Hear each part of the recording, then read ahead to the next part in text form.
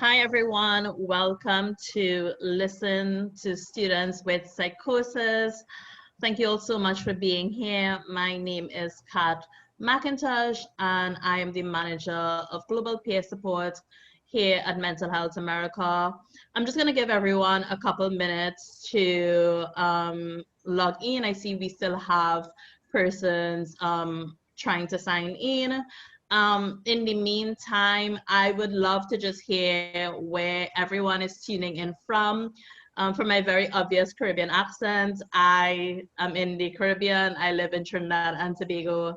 And I love this topic about talking with students with psychosis and learning from students with psychosis, because I think it's a very it's a subject that we don't get to talk about a lot. So I'd love to find out, where are you tuning in from, and why do you want to be here and engage in this conversation?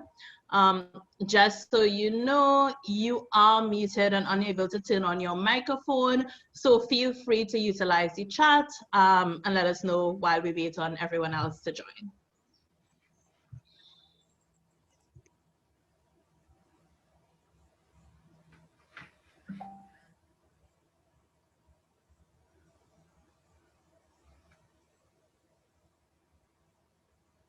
Okay, so our chat is very filled. So we have people from Springfield, Chicago, Indiana, Washington, D.C. Very excited about this presentation. I am too. So we have a lot of people who work in mental health, and therefore that's the reason why they're excited. So I think this is good information for our speakers as they prepare for our conversation. Okay, great. I see people are still joining on, so I'm just going to give them a couple more minutes.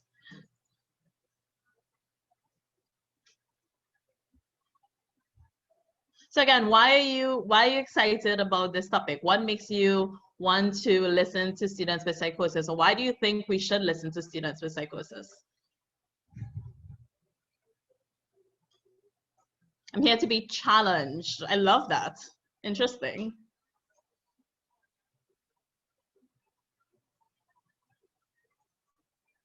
So we have people who also work with students who have psychosis, and they want to learn more about their perspective. So that's really good that you're here to learn so much.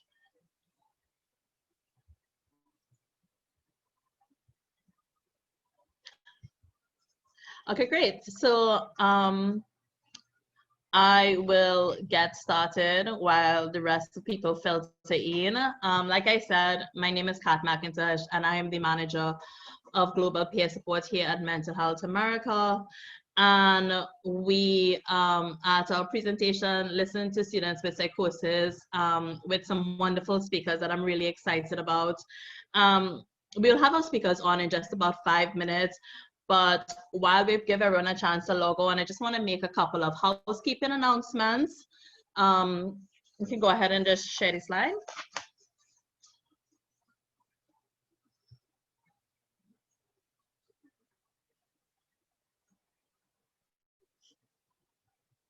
Great.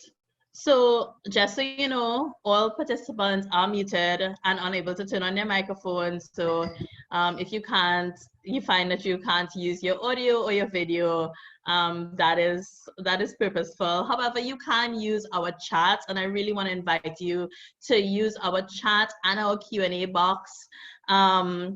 We can use our Q&A function for any questions specific for our speakers.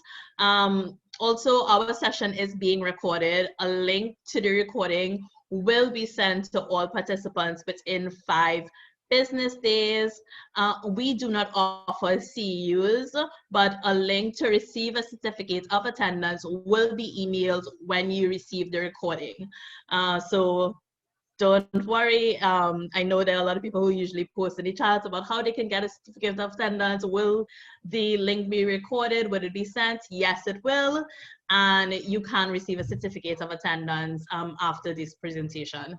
For individuals with the National Certified Peer Specialist Certification, certificates of attendance can be used towards your continuing education requirements.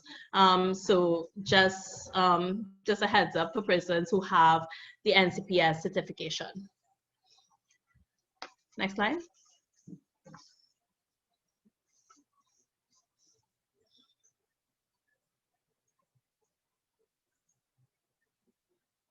So before we begin, I just want to tell everyone a little bit about our Back to School 2021 Toolkit, Facing Fears and Supporting Students.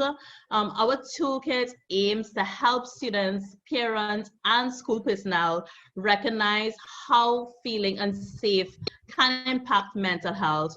You know, we know that during the COVID-19 pandemic, kids and teens haven't been able to feel safe or stable over the last year because of the trauma, obviously, that this pandemic has caused for all of us. And it has definitely disrupted their normal way of life. And we want to support our students, our parents, our school personnel, so that they can better be able to support our students. If you want to get our toolkit, you can go to mhanational.org/back-school. So it is available on our website via the link that you can see on our presentation right now.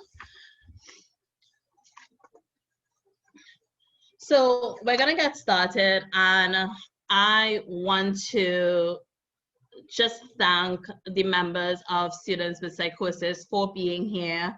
They're here so that they can really talk to us about what it is to be a student living with psychosis, but also, and I think most importantly, so that we can listen to their experiences and we can really learn from them.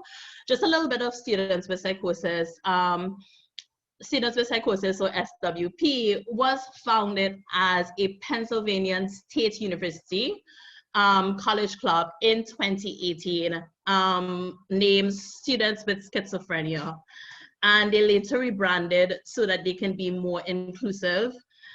They place students at the decision-making table with 100% of their executive board members being current student leaders or recently graduated alumni. The unconventional approach to the executive board structure helps them reflect on the community's needs. This gives voice and decision-making power to the underrepresented community that they serve. They've had 25 million views on YouTube, Instagram, and Facebook combined, in collaboration with views on TEDx, special books by special kids, Barcroft TV. They've also been featured in a number of publications such as Glamour UK, Women's Health Magazine, CBS This Morning, Forbes Magazine, PBS, and the list goes on.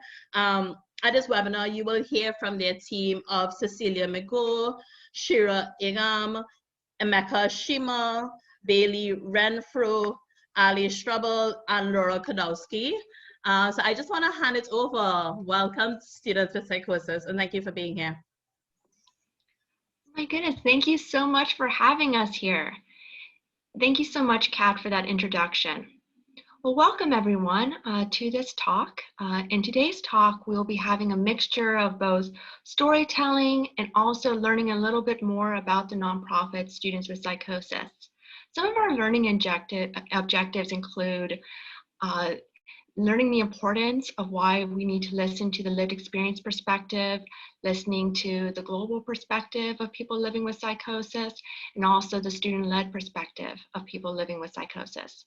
Also, we're going to be talking about the importance of having not only a supportive, but also empowering workplace environment and also schoolroom environment for those that are living with psychosis.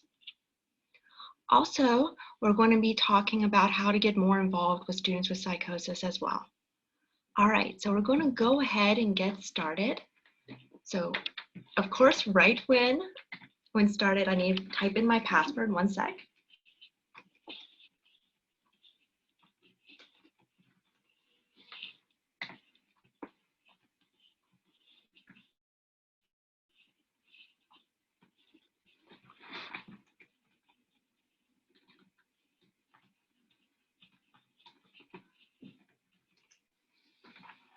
It wouldn't be a virtual presentation if there wasn't one tech issue.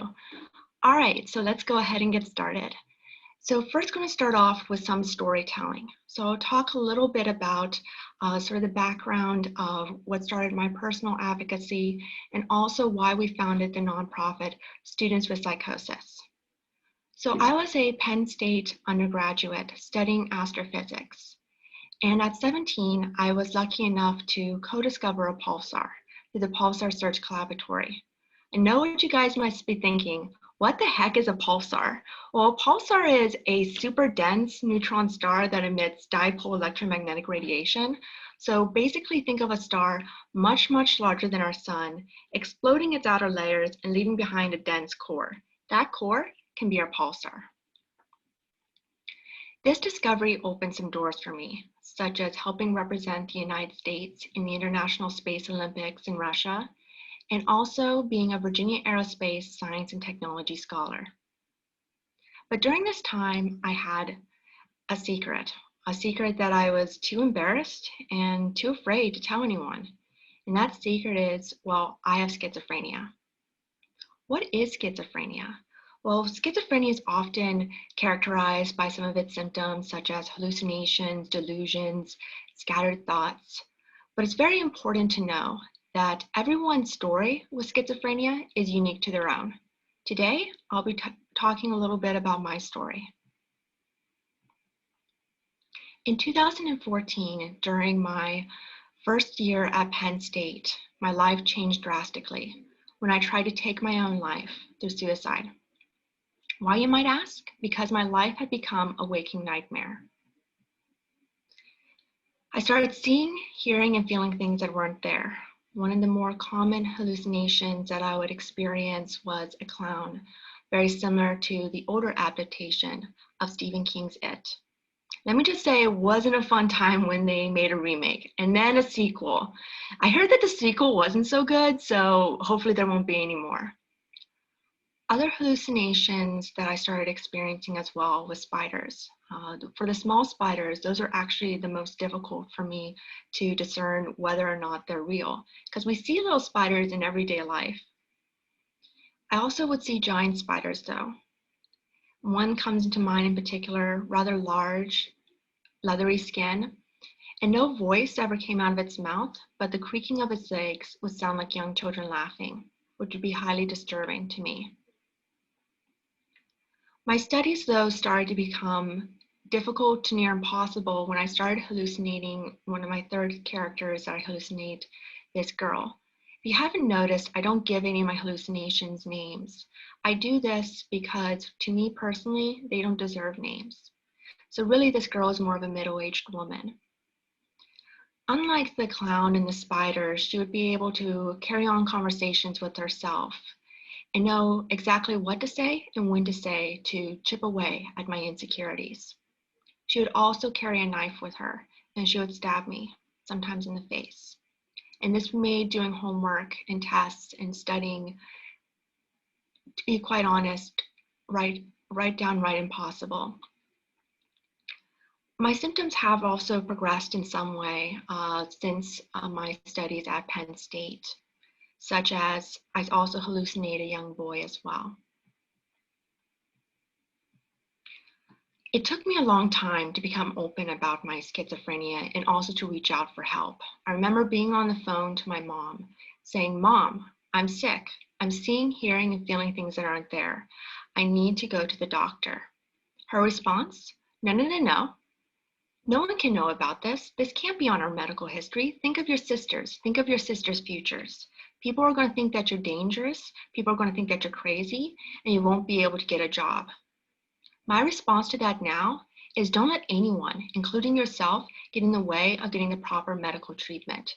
It is not only your decision, it is also your right. Getting medical help was the best decision that I ever made, and I am confident that I wouldn't be here today if I didn't get that proper medical treatment. It took me 8 months after that suicide attempt to finally get the help that I needed because of that stigma and pushback from my family. But I still wasn't open about my schizophrenia until my second hospitalization. I've had 6 different hospitalizations. I opened up after the second one because the police were involved. Let me set up the scene a bit. The night before, I was feeling symptomatic and I needed some extra help. So I did the responsible thing and I admitted myself into an ER. I stayed there overnight, and by morning, the doctor said it was okay for me to go back to my dorm room at Penn State. But when I returned back, I was not only greeted by my 3 roommates, but also a can-help person and the RA. We all talked and we decided that I needed another psych ward stay. Now, I was in no way refusing to go. I have no past history of violence. Actually, someone who has schizophrenia is more likely to be an abuse victim rather than an abuser. For example, I lived in a homeless abuse shelter for part of high school. So what happened next was really inexcusable. They brought police officers into my dorm room. They patted me down, and I had to convince them not to put handcuffs on me. They then escorted me into a marked police car that was parked outside of a dining commons where friends were seeing me put into that police car. By the time that I came back, the cat was out of the bag. People knew something was up, and I had to set the story straight. So then I opened up about my schizophrenia through a blog post and also on social media. I was surprised actually about the amount of support that I received.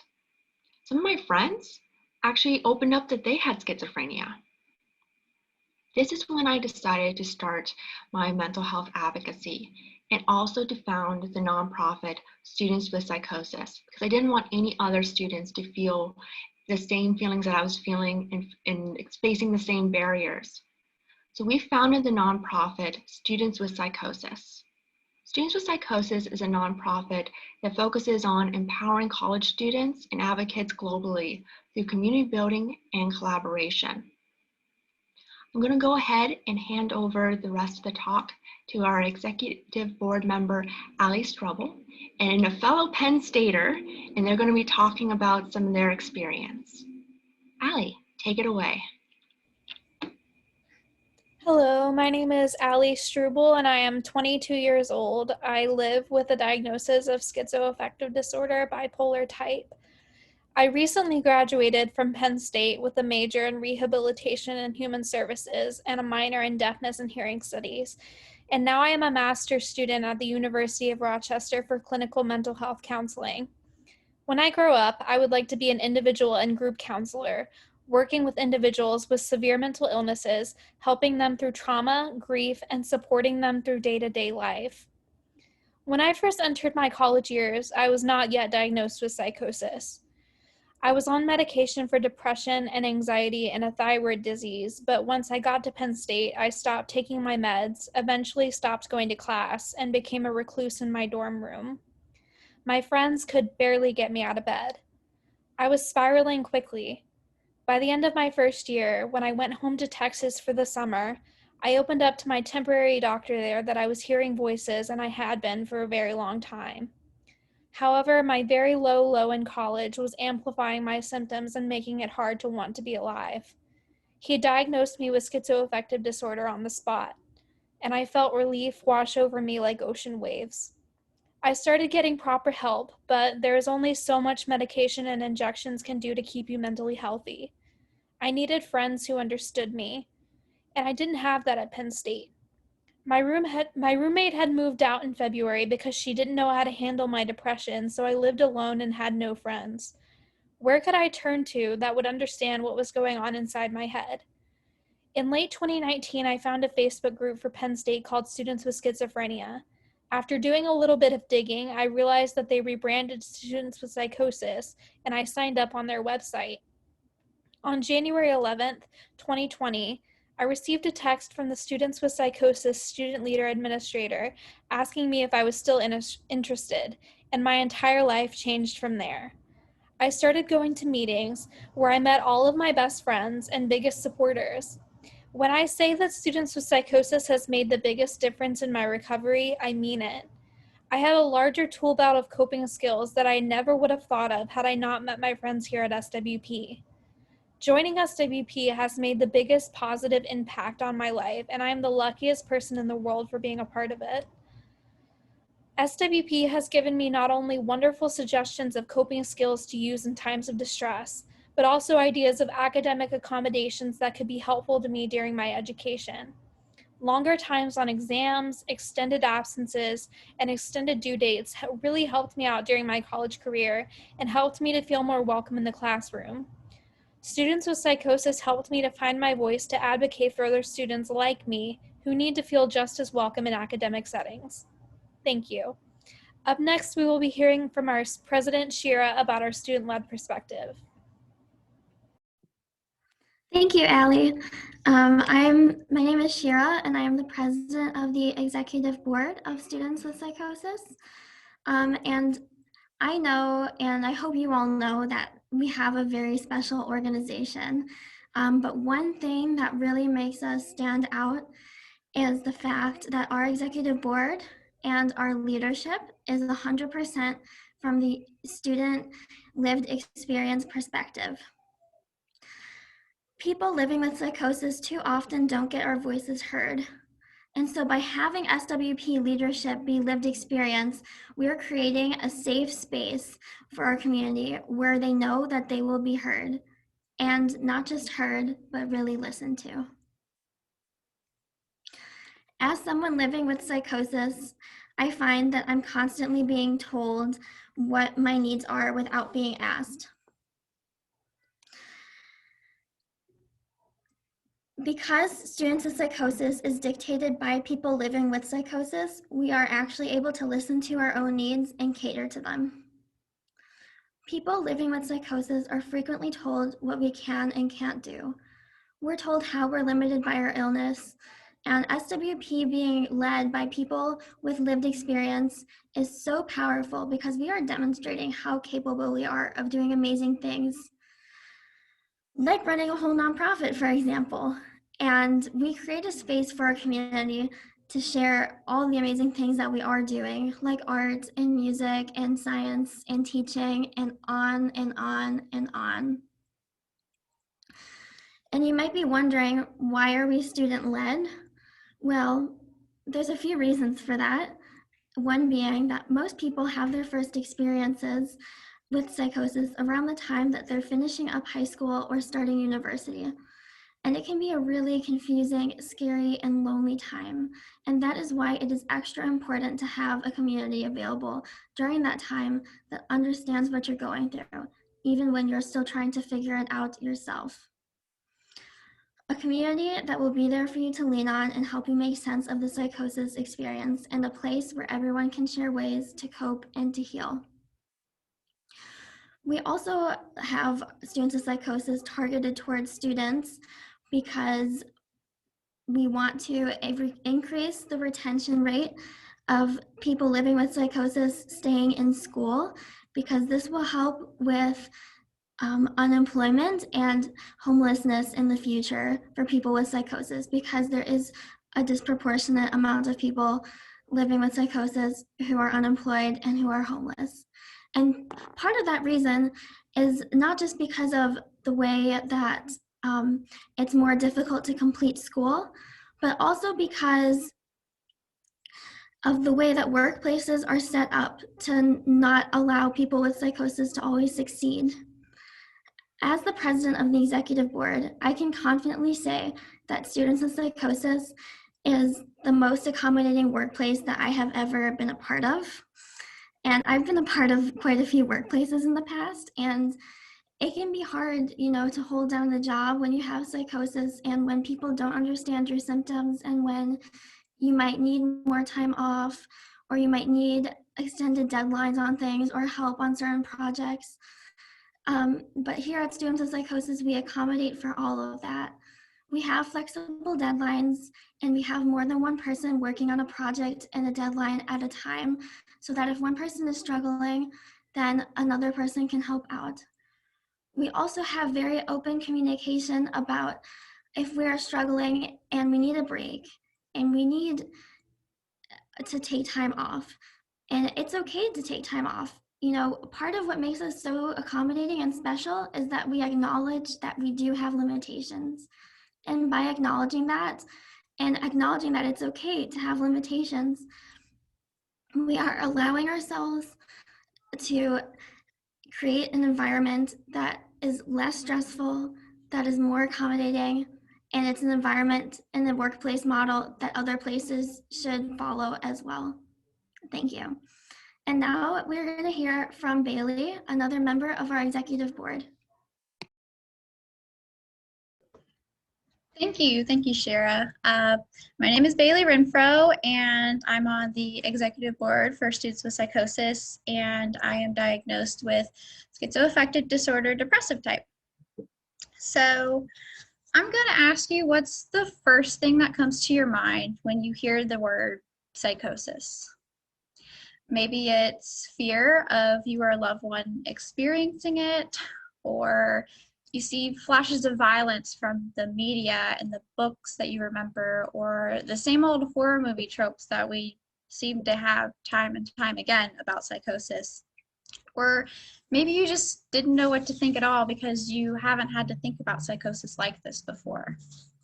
These are all common thoughts to have about psychosis because psychosis isn't often talked about as openly as, anxiety and depression, and it's often considered the bad mental illness. So people are uninformed, and a lot of the information out there is inaccurate or just plain gross misrepresentation. I can name several movies off the top of my head where psychotic disorders are heavily portrayed as violent, or the main character has schizophrenia or is at least alluded to be in a psychotic episode while they're committing, acts of violence. Social stigma is another reason why psychosis is so misrepresented. How many times do we have a tragedy and everybody's all of a sudden a mental health expert and starts diagnosing the perpetrator as crazy and this and that? Stigma can also be something as seemingly simple as using psychotic, schizo, delusional, crazy to describe something that has no real correlation to the word. So already we're starting off on a bad foot in our daily conversations that have nothing to do with psychosis by associating these negative, this negative connotation to those words. And ultimately, people are afraid of what they don't understand. They don't do the research and they let their imagination fill in the blanks. And what is filling those blanks? Well, everything that I just described. So you would think that the first step to understanding psychosis would be to talk to somebody with psychosis, right? Well, sadly, this doesn't happen because people with psychosis are often ignored, demonized, dismissed, vilified due to communication barriers, saneism, and stigma. But our voices are important because we're the ones with lived experience. Mental health professionals and caregivers are amazing and they provide great support, but they still don't know what it's like to live with it every day. Our voices can help fill in those gaps and properly portray psychosis to help those that don't understand. And I truly believe that people start to heal when they feel heard, so it helps us too. That's why Students with Psychosis is an organization that puts the lived-in experience in charge of the conversation.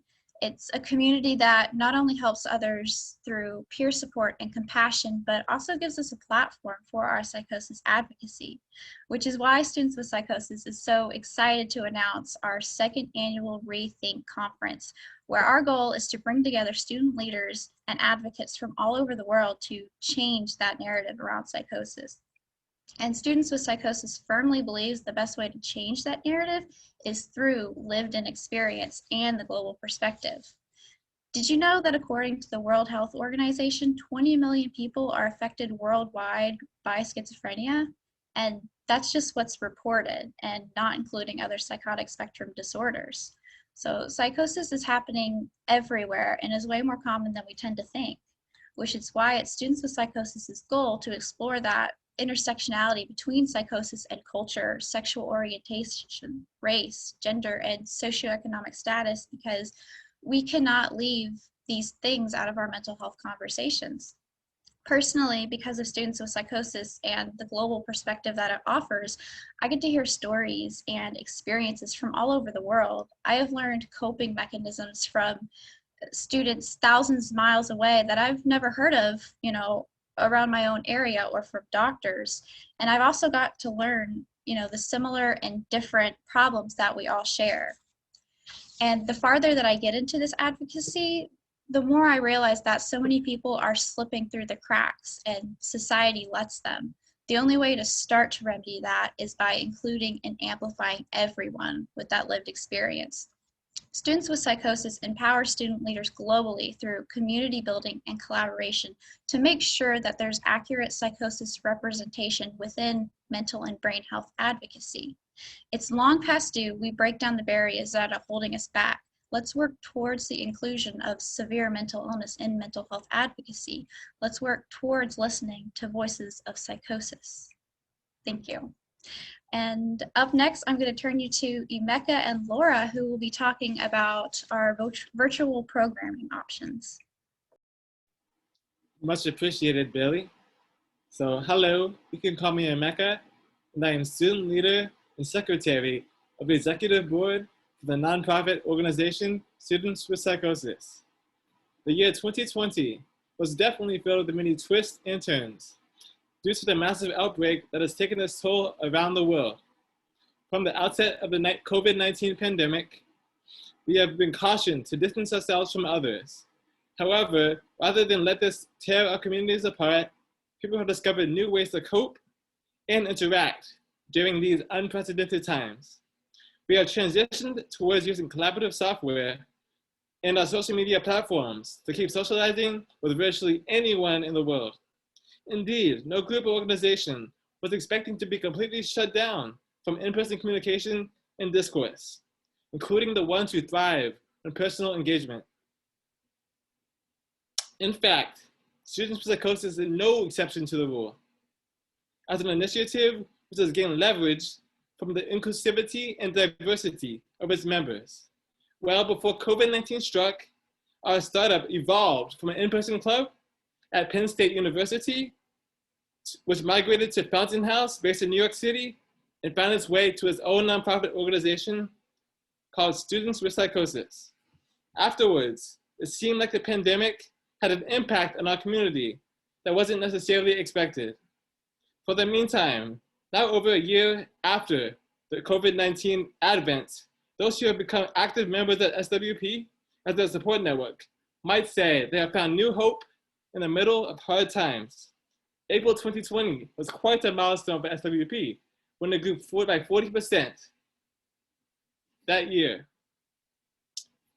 Not only has SWP welcomed large proportions of fellow members, but it's also been able to accommodate for those individuals. We do this by implementing daily virtual meetings and live chats, which are open to new and existing members. Personally, these ways of virtual programming have always piqued my interest, given the fact that I can now participate on my own time while spearheading discussions with my fellow student leaders. Without a doubt, the virtual programming comes in various forms, from open mics via Instagram Live, graduation parties, World Psychosis Day, and so on. I am very fond for being the host of Friday game nights, where we intermingle and engage in fun activities. Here at SWP, with a peaceful and engaging ambiance, we keep in mind the student-led perspective and the beneficial outcome of our programming. So Laura, what is your favorite meeting out of all the meetings at the virtual programming we have? Thanks, Emeka.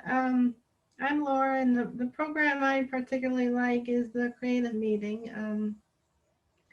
But first, I'll go over a schedule of the virtual meetings, and I'll talk a little bit about accessibility and inclusivity in the workplace at SWP.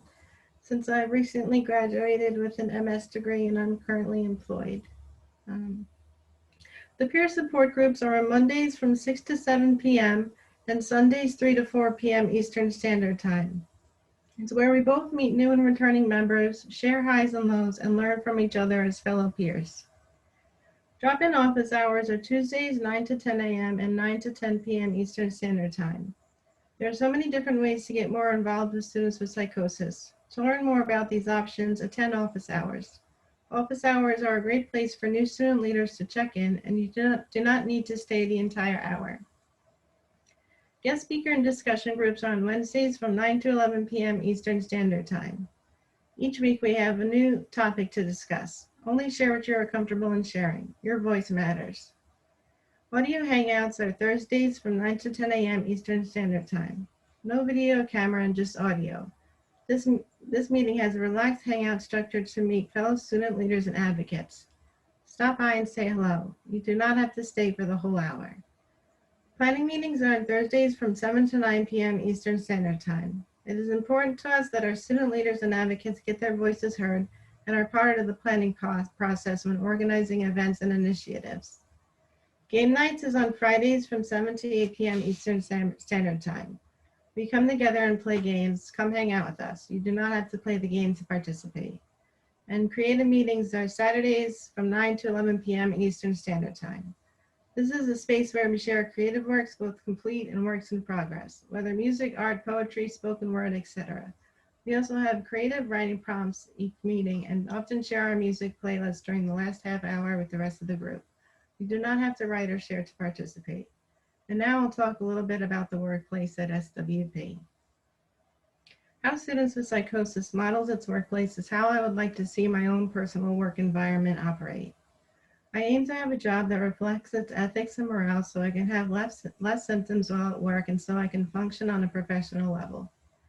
Having a work environment that is not stress-inducing because of micromanagement or a performance-driven only work culture can connect people with psychosis with meaningful jobs that they can maintain while living with psychosis. There is an emphasis not to put all of the workload on one person, but rather we use everyone involved to participate and problem solve so this can reduce stress levels for people and create more connection among each other. SWP is accessible to students worldwide, serving a global audience and making it inclusive to people who live in Asia, Africa, North America, South America, Europe, Australia, and Oceania, and Antarctica if anyone were to live there. We are inclusive with diverse programming and a variety of ways to get involved, such as this internship program, live chats which are text-based, open mics that display students' creative works, audio-only meetings, and meetings that have live captioning and auto-generated translations in English, French, German, Portuguese, and Spanish. There are meetings with a focus on peer support, drop-in office hours, guest speakers, discussion groups, game nights, and creative meetings. Cecilia and the executive board are non-judgmental about symptoms and diagnoses of students living with psychosis so people can feel accepted and like an extended family. SWP is accommodating for student needs with psychosis that require assistance because sometimes psychosis individuals cannot do everything required of them because of their symptoms. Instead, they should be treated with empathy and understanding so they can have the ability to participate if they want to. Students with Psychosis is a reliable resource and can teach effective time management skills that can sometimes get lost because of the nature of the illness. SWP enables supportive people to give valuable advice on coping mechanisms and how to obtain future goals while living with psychosis that can sometimes have many setbacks just because of the diagnosis and its stigma. There is a strong leadership that is engaging, interactive, and has lived experience with psychosis that can reach others with mental illnesses and allies supporting its advocacy. My own experience with SWP has been very valuable so I can advocate for myself in public and while at work, because if I didn't have this support network, I would not have the courage and confidence to do so. I like programming such as creative meetings because it allows me to showcase my creative works, such as an interest in photography that I started, which was inspired by students with psychosis and advocacy. I like taking pictures outdoors because I find many parallels in nature with mental health. I hope people can look at my pictures as if it were like taking a meditation break. Thank you. And would you like to take over, Cecilia? Yes, thank you so much, everyone, for sharing your stories. Thank you, Shira. Thank you, Emeka. Thank you, Bailey. Thank you, Laura. Thank you, Ali, for sharing your stories with us today, and also for your leadership here at Students with Psychosis. Students with Psychosis would be nowhere without our powerhouse student leaders. If there is one word that we would like to leave with you today, it is the word community. It is important to listen to the community of people living with psychosis when tackling problems and finding solutions that are prevalent for our community members. Also, when it comes to creating workplace environments and schoolrooms environments that are not only supportive but empowering to people living with psychosis, it is very important and beneficial to take a community approach. We see that here in Students with Psychosis, as mentioned, where our assignments are taken on at a team community approach. And also we have mental health days that are not only available, but also encouraged. And we can lean on each other if we need support. So again, the word we want to leave you with is community. If you'd like to learn more about Students with Psychosis, get involved, register your school, join our community. You can join as an advocate, you can join as a student leader. Get involved. You can get involved by going to our website, www.sws.ngo. Thank you so much for having us here today. And I believe we're going to open it up for some Q&A.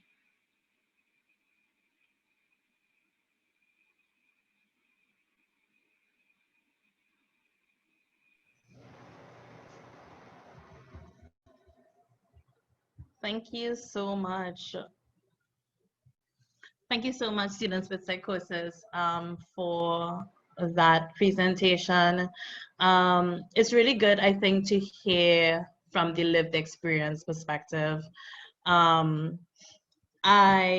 want to just, if it's okay, direct some questions that we had in our chat. One of the questions that particularly for persons of color, a psychosis diagnosis may be overlooked. So for instance, if a white person comes and says they're experiencing psychosis, then their experience is going to be listened to. But if it's a person of color, that can very well be dismissed. Then I can empathize from my own lived experience that definitely happens. I don't know if any one of you want to speak to how do we go about that from the side of the person who is being dismissed and from the side of the provider who is dismissing the experience?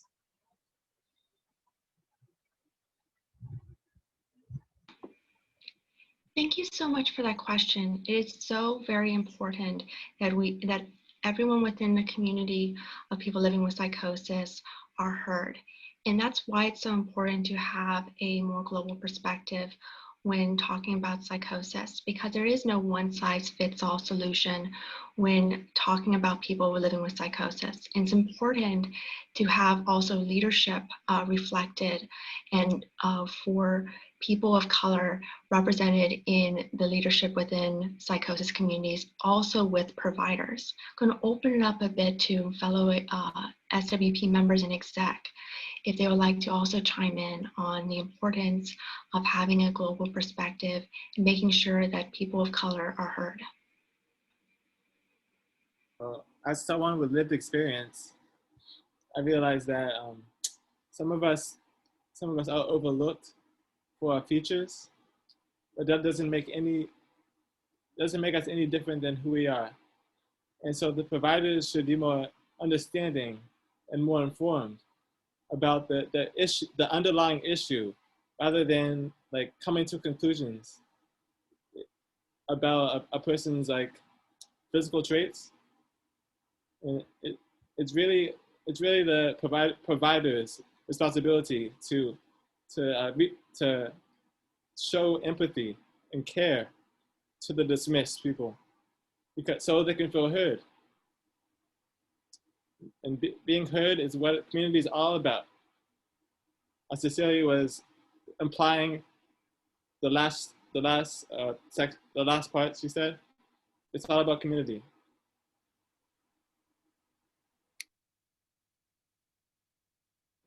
I definitely agree with that. I think for me, being a person who has psychosis, who is a person of color, I think the only way I found, I guess, recovery in that experience, as Emeka said, is finding community and having persons who look like me, who understand my experience, who understand what it feels like to be dismissed. We have a lot of questions in the chat about misdiagnosis. So just general misdiagnosis, you know, you say, I'm experiencing this thing, and you're not listened to. How can persons who have psychosis, especially students who can definitely not be listened to because they are youth, how can they advocate for themselves to their provider and also to their school community?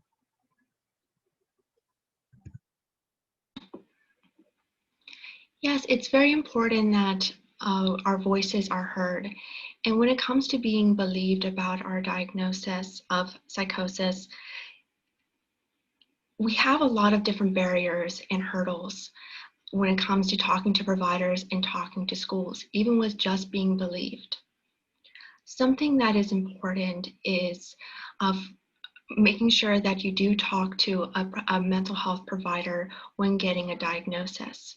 But I also want to add that not everyone has that access or privilege to talk to a mental health provider. A barrier that's often talked about is a student might not go to receive mental health care because they're afraid that their parents might see that they're going to the hospital through filing an insurance claim. So ways that we can help out students to get access to that care if they're struggling with maybe stigma at home or also self-stigma is to make the process a little bit more anonymous. And also by creating schoolroom environments where it's already accommodating, and so a person doesn't have to necessarily out themselves or disclose about their diagnosis when it comes to receiving accommodations. I'm gonna pass it off to other exec board members to add on. Sorry, Bailey, you can go ahead. Oh, sorry, Shara. I was just going to say, definitely echoing all of that, Cecilia. And also, again, bringing it back to access for these resources and education and awareness in our classrooms and in our work environments. Because I know for me, I grew up in small town America. We barely talked about, mental health as is, never mentioned anything about psychosis or schizophrenia or anything like that. So I had no idea for the longest time what was wrong. And so that prevented me for, reaching out and getting the help that I needed when I needed it. And, another thing with the misdiagnosis is because of that, because I didn't have the information, I didn't know where to look or who to talk to, I didn't know that I was my biggest self-advocate. So I went through a couple of different diagnoses of psychotic disorder not otherwise specified, bipolar with psychotic features, possibly depression with psychotic features, and before finally settling on one that truly fit me. And that was because I had moved and I was finally able to see someone else, and I had the terminology at the time to do that. And again, there are so many people, especially young students, that don't have access to that terminology that don't live in big cities or don't have the money or the resources to go out and see therapists, psychiatrists, and all of that. So again, I think it's really important and, you know, instrumental to start advocating for that awareness and education worldwide.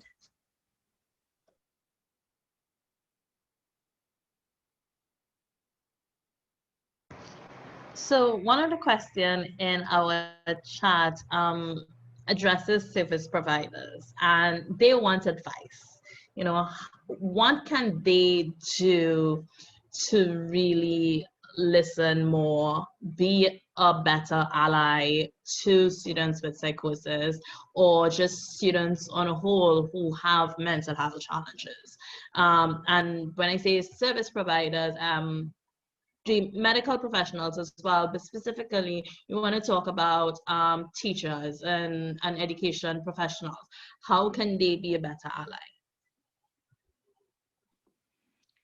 That's a really good question.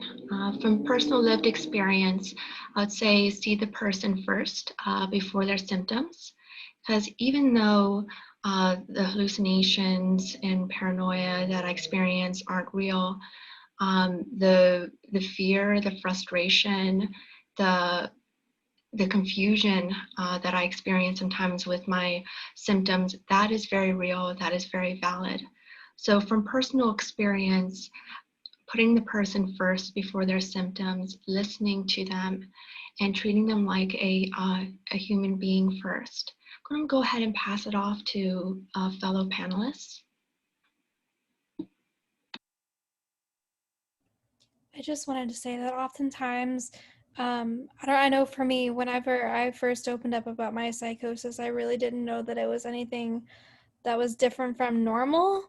So try and understand that these situations are really scary and they're very isolating, and a lot of times we aren't listened to by our peers, we aren't listened to by our family, and try and be as empathetic and understanding as possible, because most of the time we're not getting that from other places. It's very isolating and we need those connections to heal. So I would just say, just try your best to be there for them. Try your best to support them. You may not understand it at all, but as long as you're trying, that helps. I would say a teacher definitely wears different masks, metaphorically, because like sometimes they're mentors, other times they're friends, and the camaraderie between student and teachers, that's powerful, right? It's like teachers can also be a part of the support network. So there's somebody we can rely on in desperate situations, and teachers are teachers. That's the definition of teacher is a definition of itself. Teacher, because not only are they teach us, but they also make us feel like human beings, welcome in this world, this small world.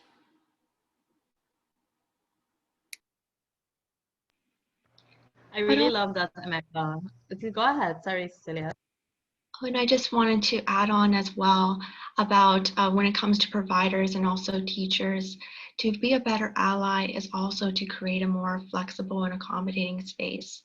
I know for me, for example, funny story, my first psychiatrist broke up with me through a letter because I was having a hard time getting to my doctor appointments because I was struggling with isolation. I was just quite honestly couldn't get out of my dorm.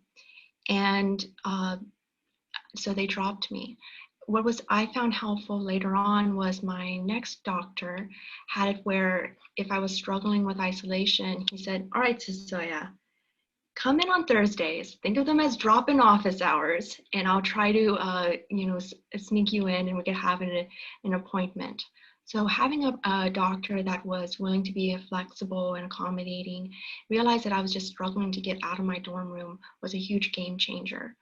Also, when it comes to academia, I had an amazing academic advisor who realized I struggled a lot with email anxiety. So they would actually end up like texting me whenever I wouldn't like maybe reply to an email and help me out in ways like that and help advocate for me when anxiety was making it difficult to open my inbox.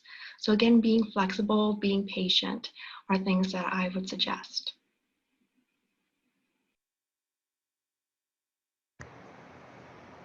Yeah, so I love the fact that your providers were willing to make those accommodations for you.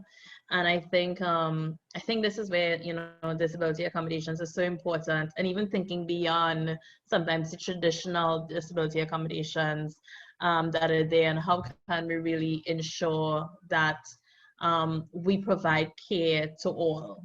And how can we really reach all if we aren't willing to be flexible in that way?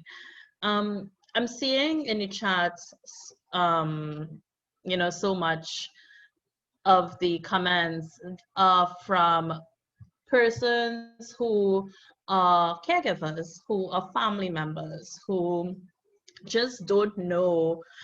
They might not. They might not know at this point in time. Excuse.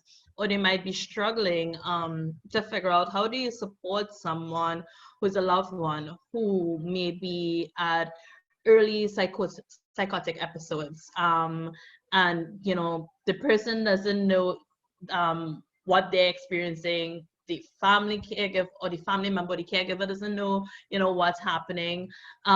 How I know I have my personal views of how to navigate that, but from you all, how do we navigate all of that complexity, especially when it's in its early stages? Open that question up to our students.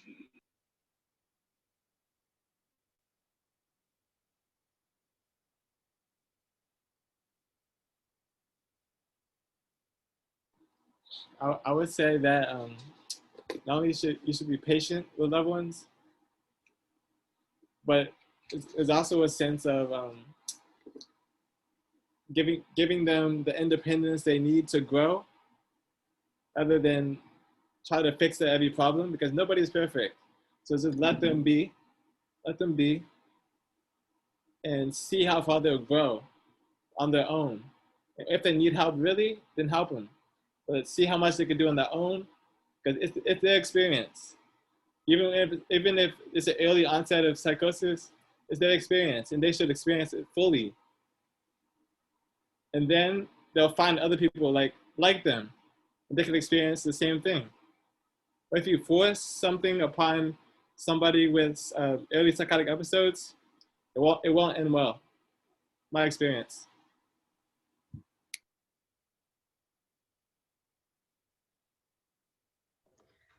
That's definitely true. I want to say that our psychosis can be very scary at times, and a lot of things that we do or we think or we say may not make sense to you, or it may not seem real, but it is still very real to us. So using derogatory terms and, you know, saying, well, that's not happening, that's not real, and stuff like that, that's not helpful. It's something that I've had personal experience with. I personally still have a hard time using the word delusions, because to me they aren't delusions, you know, and that line of reality can be blurred from time to time. So again, just echoing the room, and have patience and understanding, and just like what Emeka was saying, life will change, you know, especially when this happens. Family dynamics may change, but don't necessarily super change the way that you treat us. Don't treat us like we're children, you know. Don't necessarily helicopter parent. You know, help us, be understanding and be patient.